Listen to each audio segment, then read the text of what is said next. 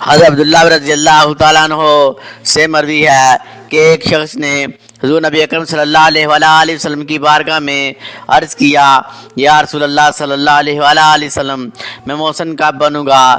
آپ صلی اللہ علیہ وآلہ وسلم نے فرمایا، جب تیرا پڑوسی تجھے کہے کہ تو محسن ہے تو محسن ہے، اور جب وہ تجھے کہے کہ تو برا ہے تو برا ہے۔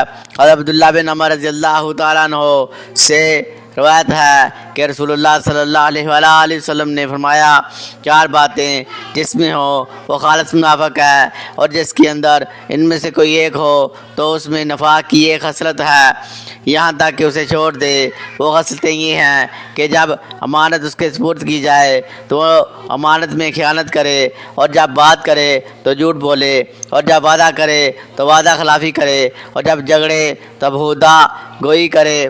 حضرت ابو ہریرہ رضی اللہ تعالیٰ عنہ سے مروی ہے کہ حضور نبی اکرم صلی اللہ علیہ وآلہ وسلم کے ہاں ایک کافر مہمان ہوا۔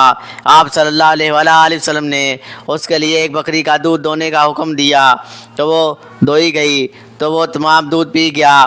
دوسری بکری کا حکم دیا، وہ دوئی گئی تو اس کا دودھ بھی پی گیا۔